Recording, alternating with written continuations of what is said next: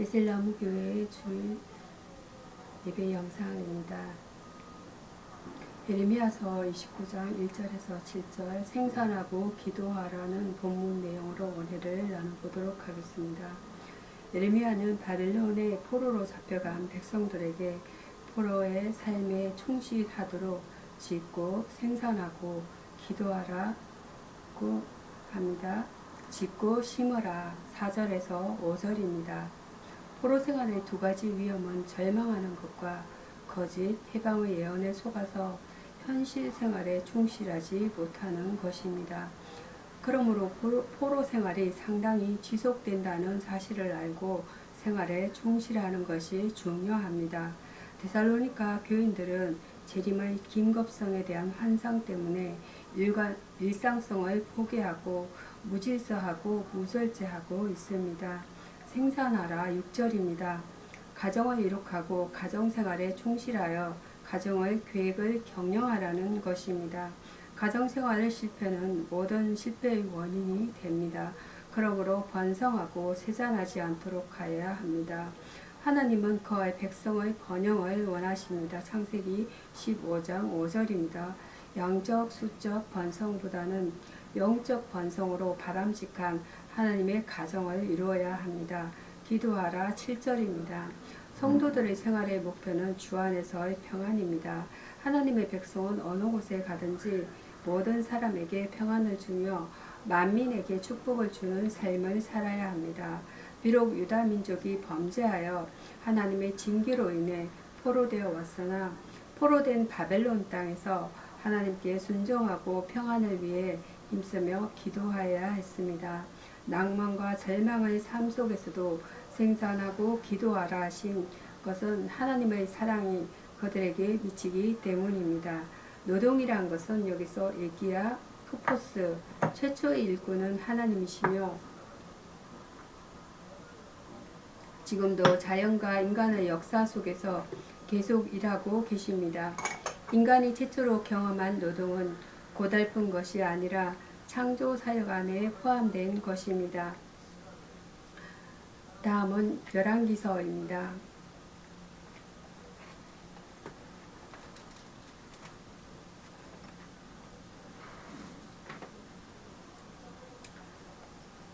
열왕기하 5장입니다.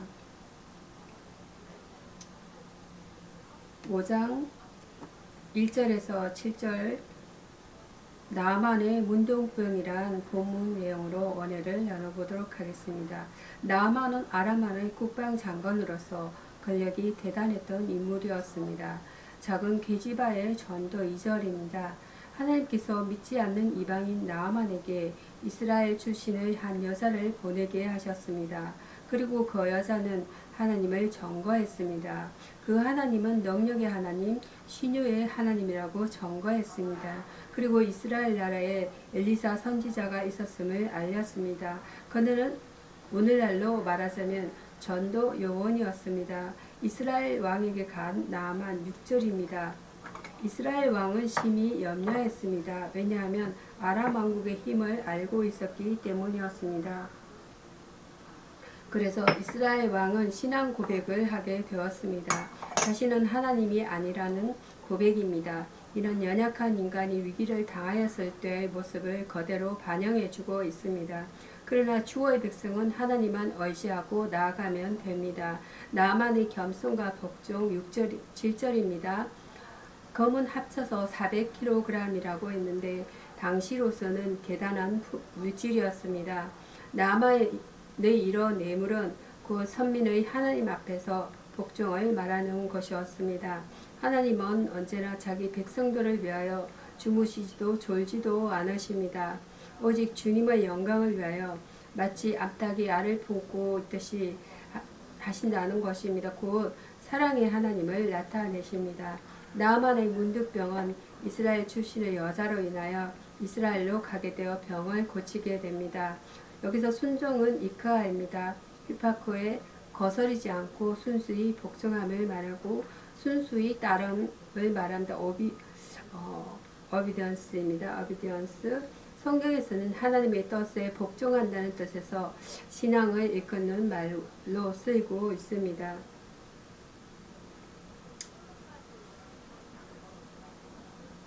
다음으로 전해드릴 말씀은 이어서 열왕기하 5장 8절에서 14절은 어연한 엘리사라는 본문 내용으로 은혜를 나눠보도록 하겠습니다.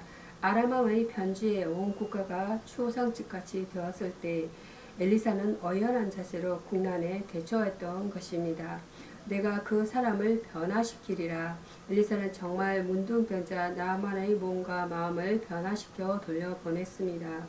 이처럼 하나님의 사람은 사람을 변화시키는 영역이 있어야 하겠습니다.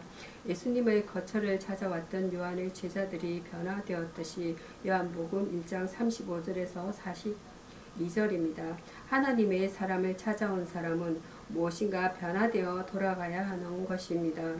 이스라엘에 선지자가 있음을 보여주리라. 진정으로 나라를 위하는 능력 있는 지도자 한 사람은 천하보다 귀합니다. 엘리사가 존재하는 동안 아람은 결코 이스라엘을 넘보지 못했었습니다. 열왕기하 6장 23절입니다. 그러므로 의인은 나라의 방패가 되는 것입니다. 과연 엘리사는 이스라엘의 병거와 마병이었습니다. 열왕기하 13장 14절입니다. 어연한 지도자 한 사람이 없어 혼란에 빠집니다. 여호와가 하나님이심을 믿게 하리라. 엘리사의 능력과 신비는 하나님의 것이었습니다. 그러므로 엘리사는 하나님의 도구에 불과했습니다. 하나님의 종의 사명은 하나님을 하나님 되게 하는 것입니다. 또 그의 피조물 인간이 인간이라는 사실을 자각토록 하는 일입니다. 모든 사람으로 하여금 하나님을 경외하는 것보다 더 중요한 일은 없습니다. 하나님의 종 한 사람의 어연함으로 말미암아 국가의 존립이 탄탄하게 되었습니다.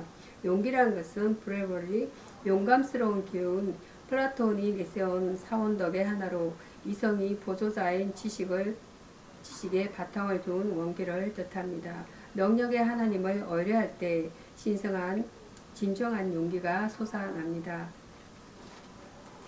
다음은 시편입니다. 시편 66장입니다.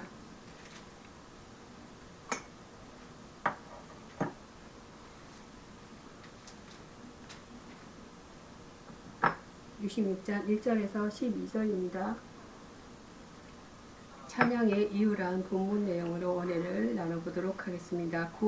민족을 구원하셨고 온 땅은 물론 이방인까지도 여호와 하나님을 찬양하자고 다윗은 말합니다. 그리스도 왕국의 찬양 1절입니다. 다윗은 영적 계시를 받은 왕이었습니다. 이 영적 계시를 통하여 현실뿐만 아니라 미래를 본 것입니다. 비록 다윗이 많은 고생과 연단을 받았지만 하나님의 영광이 온 땅에 충만하게 되리라는 사실을 믿고 있었습니다. 메시아는 이스라엘의 궁극적인 목표입니다. 이 메시아만이 모든 백성들로부터 찬양을 받으십니다. 어비하신 일의 찬양 3절에서 12절입니다. 다윗은 과거의 일 중에 홍해를 가르신 사건을 찬양하고 있습니다. 이 사건은 신성의 섭리를 극대화한 것이었습니다. 곧 바다가 육지로 된 일이었습니다. 또한 불과 구름 기둥의 역사를 찬양하고 있습니다. 그리고 구약적인 출애굽의 구원이 신약적인 십자가의 구원과 연결되고 있음을 알리고 있습니다. 달래진 강건함의 찬양 12절입니다. 이스라엘이 사막에서 당한 고통은 무척이나 호된 것이었습니다. 그러나 이런 단련은 빛나는 이스라엘 왕국을 탄생시켰고 시온의 왕국을 만들어 내었습니다. 곧 하나님의 백성다운 자격을 갖추도록 훈련시키신 과정이었습니다. 따라서 성도는 주님께 항상 찬양을 드려야 합니다. 어떠한 환경도 항상 성도에게 유익을 주는 것이기 때문입니다. 찬양의 이유는 하나님의 영광, 그의 어미하신 일 연단시키심 때문입니다. 연단이라는 것은 여기서 차라프, 토끼매에 녹이다, 정련시키다, 찌꺼기를 없애다, 정결케 되다는 뜻입니다. 이는 하나님께서 택하신 자녀를 단련하여 정금같이 하고자 여러가지 시험을 통해 시험하심을 말합니다. 시련을 통해 시험하심을 말합니다. 이어서 다음은 시편 111편입니다. 시편 111편 1절에서 10절 찬송 받으실 여호와라는 본문 내용으로 오늘을 나눠보도록 하겠습니다. 이 시편은 할렐루야 시편으로 처음 나오는 것으로 여호와의 구속의 역사를 찬양합니다. 그 행사가 크고 진실하시다라고 말씀하고 있습니다. 요한은 위대하시다. 그분의 행사를 묵상하는 사람들은 누구를 막론하고 그분의 위대하심 앞에서 그로 엎드릴 수밖에 없습니다. 그분의 행사는 그 규모에 있어서 탁월할 뿐만 아니라 자신의 모든 일을 진실과 공의로 행하신다는 사실이 그분의 위대성을 더욱 잘 입증해 줍니다. 우리가 할 일은 그분의 뜻에 충실하는 것입니다. 자기를 사랑하는 자들을 보호하신다. 이것은 하나님의 은혜와 자비의 좋은 표본입니다. 양식은 이루어갈 모든 것을 포함합니다. 이는 우리의 매일매일의 모든 필요를 그분께서 책임지시다는 것입니다. 뿐만 아니라 열방을 기업으로 주신다고 증거합니다. 그분은 자신의 뜻에 따라서 모든 일을 행하실 수 있으므로 이런 일이 얼마든지 가능합니다. 지혜의 근본이십니다. 참된 지혜는 여호와를 경외하면서 나옵니다. 여호와에게 대한 경외심은 그 신앙심에 대한 구약적 용어이며 이것이 없는 사람들은 지식의 유무에 관계없이 올바른 신인식에 도달하지 못합니다. 잠언서 9장 10절입니다. 하나님을 아는 것이 참된 의미의 지혜입니다. 이 지혜에 도달하는 것은 하나님을 섬기는 일입니다. 하나님의 은혜를 아는 성도는 날마다 그분을 찬양하며 그분의 뜻에 따라 살아야 합니다. 찬송이란 것은 힘입니다. 하나님께 찬양이나 감사를 드리는 거룩한 노래를 의미합니다. 성경에서 이러한 노래들을 모아놓은 가장 오래된 책은 시편입니다. 주에서 구속함을 받은 자들은 구속주에게 찬송 드리기 마련입니다. 다음은 신약성경입니다. 신약성경 디모데후서입니다. 디모데후서 2장입니다.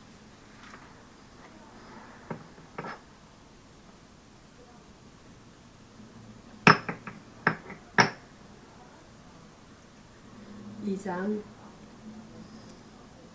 1절에서 13절 사역자의 태도란 본문 내용으로 은혜를 나누고자 합니다. 바울은 고난 속에서 자기의 약함을 아는 데서 능력이 나타난 사실을 입증해냈습니다.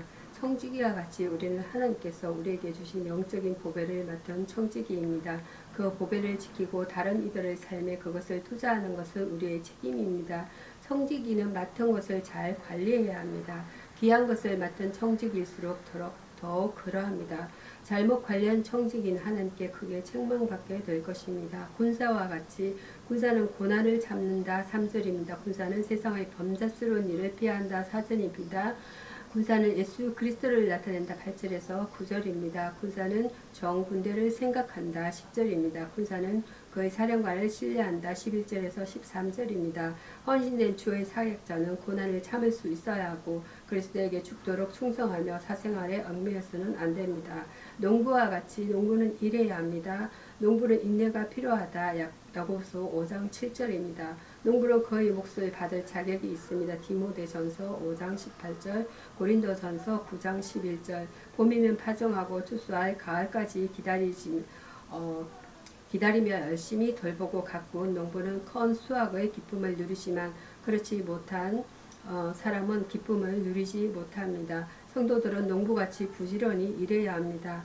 사역자의 태도는 은혜 충만한 청지기여야 하고 죽도록 충성하는 군인 농부와 같이 성실해야 합니다. 사역자는 미니스터 워크 목회자를 지칭하는 교회에 봉사하는 일로서 목사가 실행하는 모든 행위와 사역을 보아 사역자라고 하며 평신도의 경우 주님의 일을 하는 일꾼을 이렇게 지칭할 수 있습니다. 이어서 디모데후서 2장 14절에서 19절 인정받는 일꾼이 되려면 이러한 본문 내용으로 은혜를 나눠보도록 하겠습니다. 본문 15절에 부끄러울 것이 없는 일꾼이 되라고 말하는 겉면에서 몇 가지 교훈을 찾아볼 수가 있습니다. 말다툼을 하지 말라. 말다툼은 의견이 나뉘는 데서 비롯됩니다. 주의 일꾼들은 말씀 안에서 하나가 되어야 합니다. 성도가 분열되는 것은 마귀를 기쁘게 하는 일일 뿐입니다. 서로의 의견이 다르다고 할지라도 서로 양보하고 존경해야 할 것입니다. 그것이 주를 기쁘게 하는 일입니다. 또한 협력하여 선을 이루는 모습이기도 합니다. 헛된 말을 버리라.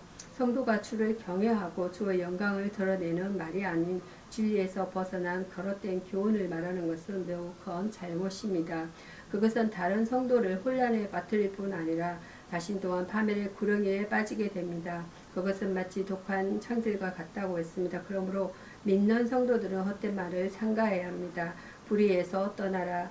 주의 성도라고 자칭하면서 하나님의 영광을 가려우는 사람들이 있습니다. 그들은 불의를 자행하는 자들입니다. 하나님의 백성은 주의 성품을 닮아 진실하며 선을 해가고 공의를 세우는 일에 힘쓰는 자들입니다. 그들의 모습을 보고 그들이 하나님의 백성인 것을 누구나 알 수 있습니다. 주의 백성답게 선한 일에 힘써야 하겠습니다. 주의 일꾼은 주 안에서 하나 되어 진리를 말하며 공의를 세우는 자들입니다. 윤리라는 것은 ethics, moral principle, 사람이 사회적 관계에서 있어서 사람으로 마땅히 행하거나 지켜야 할 도리, 그 실제의 도덕 규범의 총체를 말합니다. 10계명에서는 제5계명에서 10계명까지 그 규범을 제시하고 있습니다. 다음은 누가복음 17장입니다. 누가복음 17장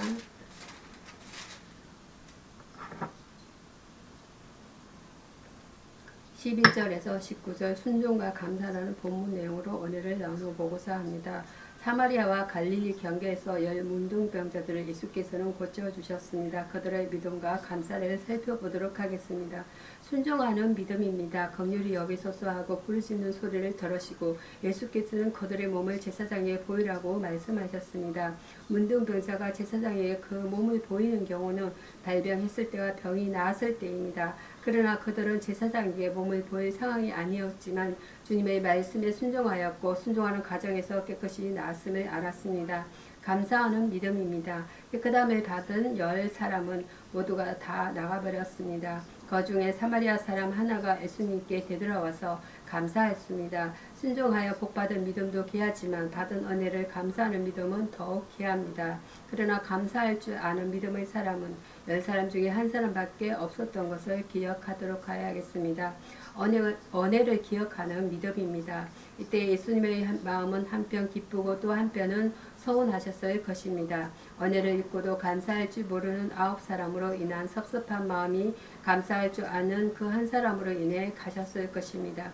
예수께서는 그를 칭찬하시고 위로하셨습니다. 어떤 조그만 일이라 할지라도 그 일에 대한 은혜를 기억해야 합니다. 주님께서는 그 피로 우리 죄를 깨끗하게 씻어주셨습니다. 믿고 순종하며 감사하여 하나님께 영광을 돌리도록 하여야겠습니다. 감사라는 것은 야다 유카리스토 그의 백성이 하나님께 마땅히 드려야 할 반응을 뜻합니다. 사람들은 하나님께 감사함으로 더 가까이 가게 되며 구원을 볼 수 있게 됩니다. 시편 50편 23절입니다. 기도하심으로 말씀을 마치도록 하겠습니다. 적극적인 양들의 생명을 보살피시는 주님, 저는 비록 부족하고 실수가 많을지라도 예수님을 배우고 따르는 생활을 하길 원합니다. 그동안 소극적인 신앙생활한 것을 회개하오니 용서와 사랑을 베풀어 주옵소서. 영원한 안식을 주실 주님, 제가 새로운 피조물로 인정을 받게 되고 영원한 안식의 삶을 현재의 삶 속에서 맛볼 수 있는 자가 되게 하옵소서. 거룩한 주인을 하나님께 대한 예배는 물론이고 보다 적극적이고 구체적으로 선한 일을 행하고 남에게 사랑을 베풀 수 있게 하옵소서. 절망적인 시대 가운데서 오히려 새 역사를 창조하시는 주님, 제가 중대한 결정을 내리기 전 먼저 하나님의 뜻을 구하는 간절한 기도를 드리는 기도의 사람으로 살기를 원합니다. 그래야 마음이 가난하고 의에 줄이며 상한 마음을 가진 복인인 인생을 살게 하옵소서. 사랑의 하나님, 제가 하나님의 사랑에 기초한 새 생명을 지키길 원합니다. 원수를 사랑하고 미워하는 자를 선대하며 저주하는 자를 축복하며 기도해 줄 수 있는 사람으로 변화시켜 주옵소서. 예수 그리스도의 이름으로 기도드립니다. 아멘. 감사합니다.